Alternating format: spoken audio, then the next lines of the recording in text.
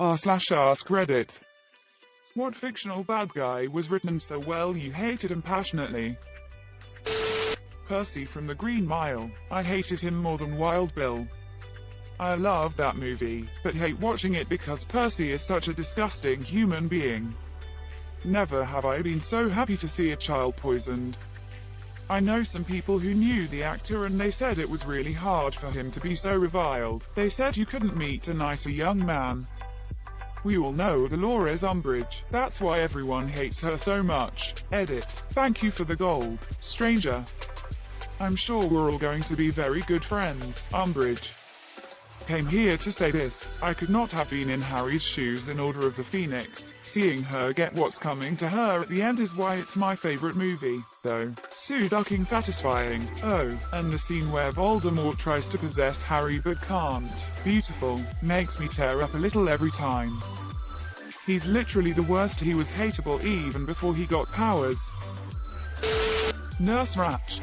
Pure evil, down to the core. She thought she was so much better than all of her patients and enjoyed the control she could exert over the Monsieur. Brilliant writing by Ken Kesey and a perfect portrayal by Louise Fletcher. She got what she deserved.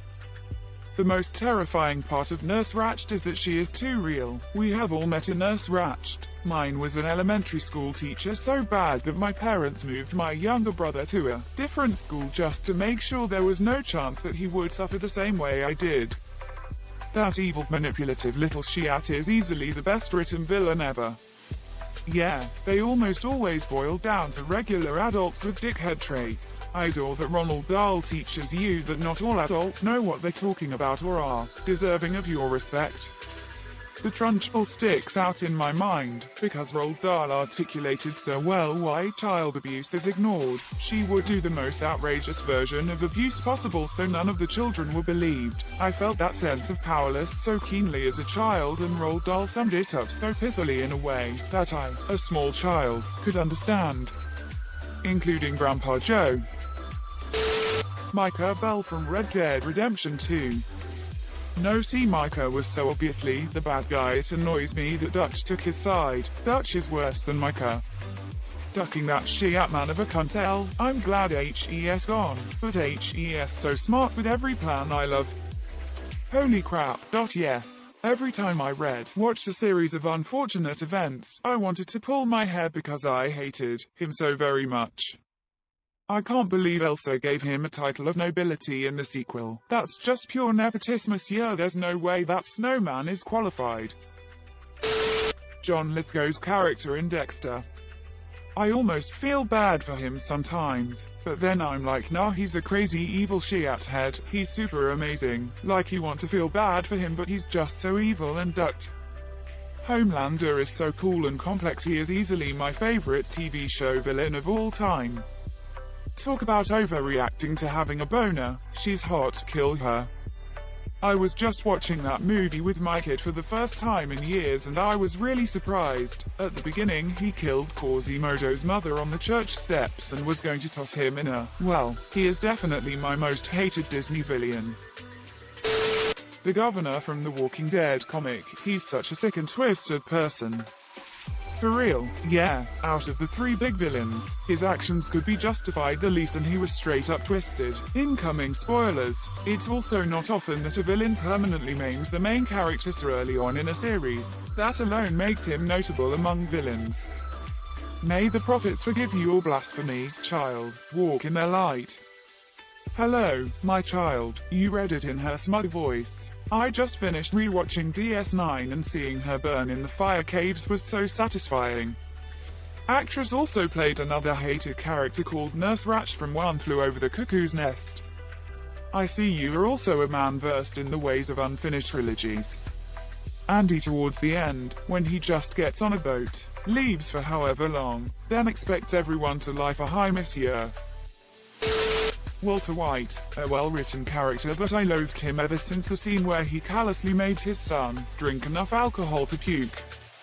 The scene where he lets Jane die really stood out to me as the point where not only had he legally ascended to being a villain, but an abject sociopath. This scene also made me hate him for personal reasons, because I've lived that life of addiction, and lost a girl I had real strong feelings for to an OD that I internalized for a while as partially my fault, because I was a bad influence just like Jesse was on Jane, so their story arc really resonated with me. Her death and Walter's callousness and the calculated nature of his actions, and the disconnect between the family man mask he wears around family, friends and the evil scumbag he is at the core, really affected me on a heavy ducking emotional level, especially the second time watching it a year or so ago. My friend died in 2017. Gus is also bad in this regard, but aside from the scene where he stabs, or was it bludgeoned, the lab supervisor to death, he's all business and lacks the utter nastiness, two-facedness, and moral rot that is Walter White.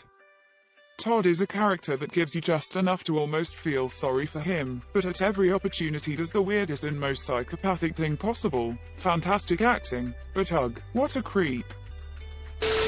Sadeas from the Stormlight Archives. Such a delicious blend of being neck-wringingly evil but also him believing he was 100% in the right. See, Sadeas has that great balance of genuinely trying to do what he thinks is best for his country and his house while also being a complete and utter eel. Straff Venture, on the other hand, from the Mistborn trilogy, manages to outshine the immortal genocidal dictator in pure, concentrated hookery. The Lord Ruler is too well written to outright hate once he becomes an actual character and not just a natural force motivating the plot. This series is incredible and Sadie's name still makes me angry. Dutch van der Linde. Now most people would say Micah, but Dutch is the reason Micah is the way he is. Dutch is manipulative, sneaky, and a backstabber. Mr. and Mrs. Wormwood from Matilda.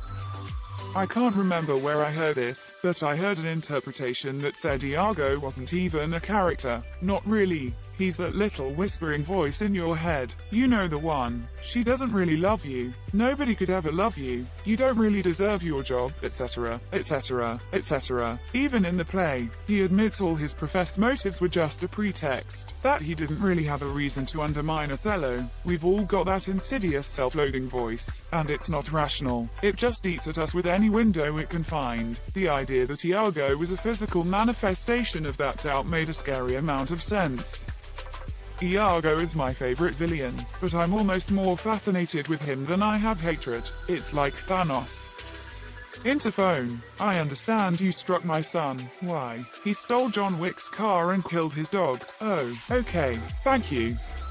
Apparently the dude didn't really talk to the cast and just hung out with the dog between all the takes because playing the guy who killed the dog was pretty heavy for him.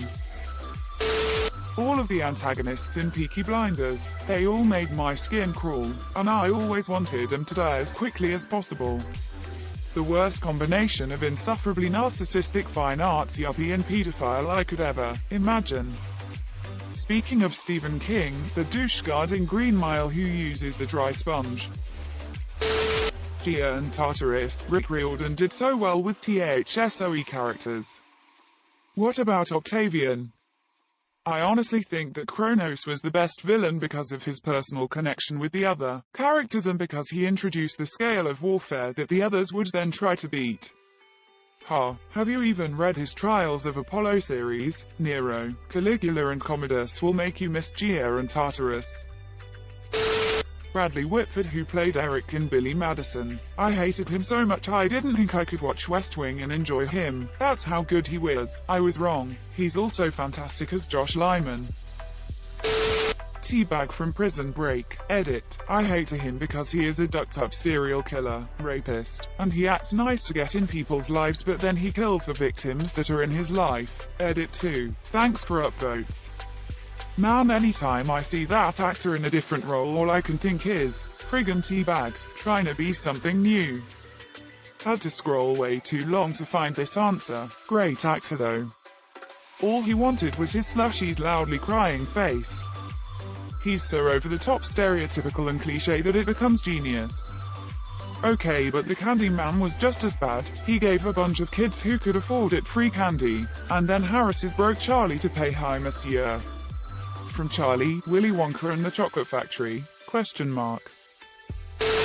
Joffrey from GOT. He was so horrible. You were rooting for the death of a 12 or 13-year-old kid and then cheered when he died a horrible, painful death. I've never worked out whether I hate or pity him or TBH. Frank is the case when antagonist character is written so good that you can't even hate. Hi monsieur. Many people I know have very contradictory feelings about Hi monsieur. The character played by Tim Roth in Rob Roy, the movie was only okay, but he did such a fantastic job that you really hated that character. Archibald Cunningham monsieur, and no, that movie was more than only okay. The thing was that we got some insight into what made him such a bastard. He was trying to legitimize himself despite being a bastard. He was very similar to Ramsay Bolton in that regard. Bellatrix Lestrange, or however you spell it. They kind of ruined her in the movies though. Definitely Dolores Umbridge. What an incredible tornado of human misery.